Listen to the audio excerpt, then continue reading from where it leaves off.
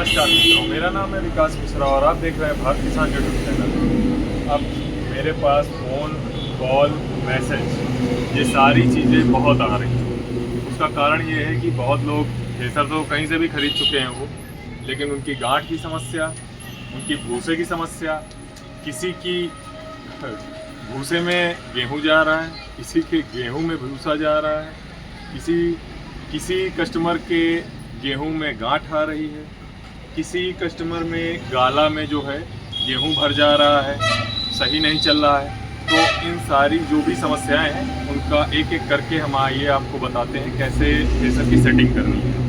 तो सबसे पहले स्टार्ट करते हैं कि जैसे मान लीजिए कि आपको भूसा छोटा करना है, तो भूसा छोटा करने के लिए जो इधर आपके देखिए थ्रेसर की तरफ ये जो नट दिए गए हैं, इन नटों को आपको आधा इंच छोटा ढीला कर लीजिए। तो आधा इंच ढीला करने से क्या होगा कि आपका जो जाली है वो नीचे हो जाएगी और आपका भूसा जो है वो महीन होने लगेगा।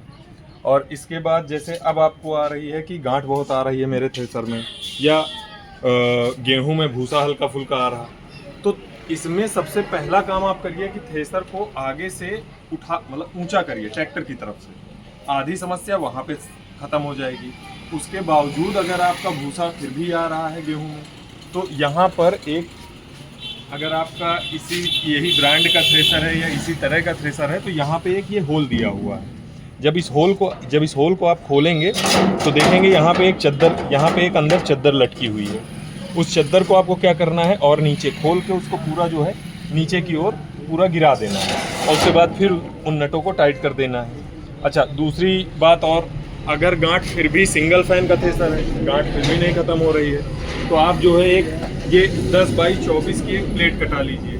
10 बाई 24 की प्लेट कटा के चारों कोनों पे 2-2 छेद करके इसको आपको यहाँ पे रखना है। इसको आपको यहाँ पे रखना है, यहाँ पे आपको इस तरह रख देना है इसको, और चारों कोनों पे इसको बांध देना है।